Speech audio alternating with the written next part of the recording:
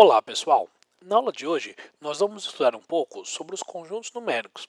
Na verdade, os conjuntos numéricos foram criados com a ideia de se organizar os números em matemática, organizar cada tipo de número e a sua propriedade. Tá? Então, o primeiro tipo de conjunto numérico que você tem que conhecer é chamado de número natural.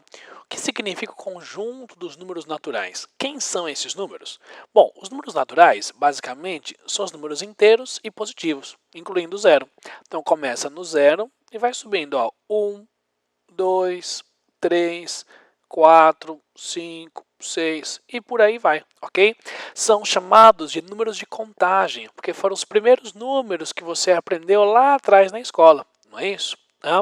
Além dos naturais, existe também o conjunto dos números inteiros. Então, quem são os números inteiros? Que nós representamos pela letra Z.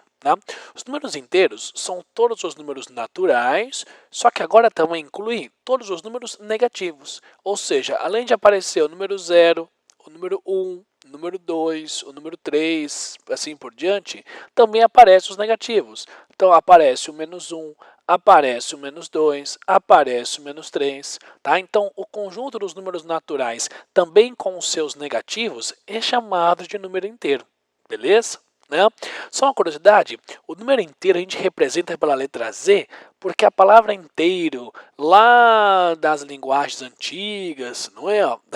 Aparece com a letra Z. Tudo bem ou não? Bom, a partir daí, é interessante você conhecer um conjunto um pouco maior de número, chamado de números racionais. Então, quem são os números racionais?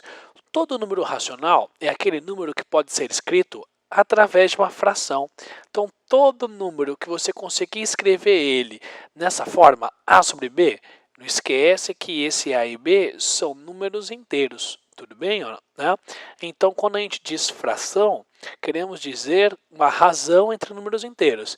E é claro que embaixo nunca pode ser zero. Tá? Bom, então todo número que puder ser escrito na forma de uma fração é chamado de número racional. Tá joia? Os números racionais são representados pela letra Q, porque é chamado de conjunto dos quocientes.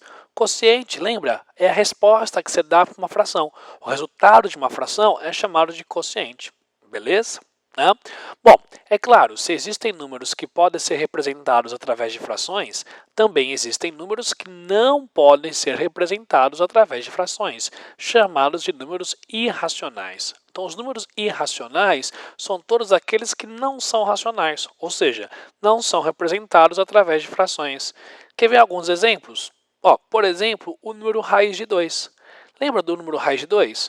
Não existe dois números inteiros que divididos dão exatamente raiz de 2. Raiz de 2, aproximadamente 1,414, por aí vai. É um número decimal infinito. E o pior, não tem nenhum tipo de padrão, não tem nenhuma repetição aqui. Um outro tipo de número irracional é o número π. Esse aqui é um pouco mais famoso da geometria, não é? Aproximando aí, é 3,1415, por aí vai. Então, são tipos de números que não podem ser representados através de frações, ok? Durante muitos séculos, teve uma briga muito grande para decidir se o número é chamado de racional ou irracional. E até hoje, sabia? Existem números que a gente fica meio na dúvida, saber se ele é racional ou se é irracional. Então, como fazer para decidir se esse número é racional ou irracional? Os números racionais, embora todos eles obedecendo esse critério, serem representados através de uma fração, nem sempre aparecem escritos como frações. Sabia disso? Só para você ter uma ideia, existem diversas formas de você escrever os números racionais. Você pode escrever eles através da forma fracionária, que é a forma mais usual que nós conhecemos. Então, por exemplo, os números 2 quintos, por exemplo, 3 quartos, 2 sétimos, são exemplos de números racionais escritos na forma de uma fração. Mas também podemos escrever os números racionais na forma decimal, ou seja, usando a vírgula.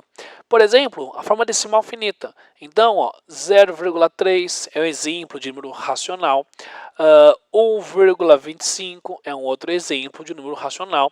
Todos esses números eles podem ser representados através de frações.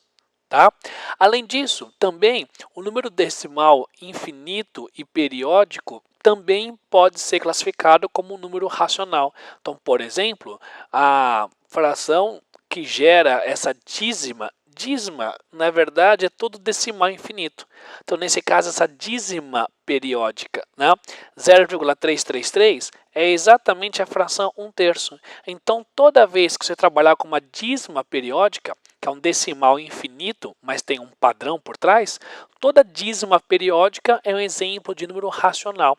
Então, os números racionais, você pode representá-lo através de frações ou através da forma decimal.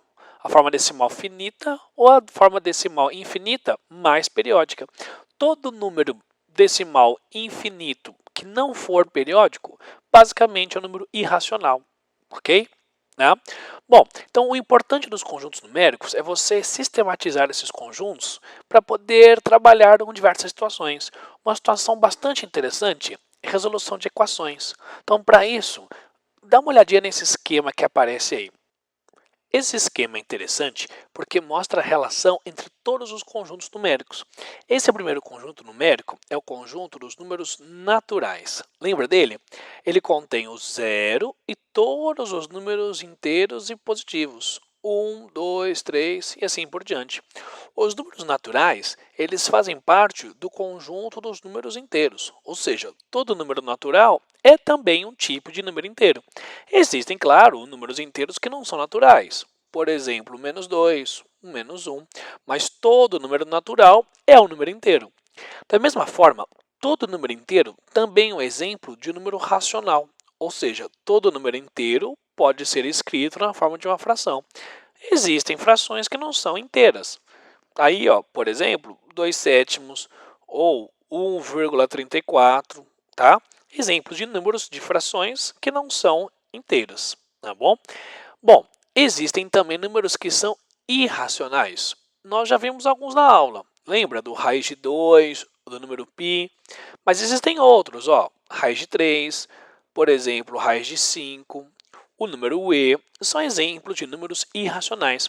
Quando você junta os números irracionais com os números racionais, todo esse conjunto vermelho de número que aparece aqui é chamado de números reais. Então, os números reais nada mais é do que a união entre os números irracionais e os números racionais.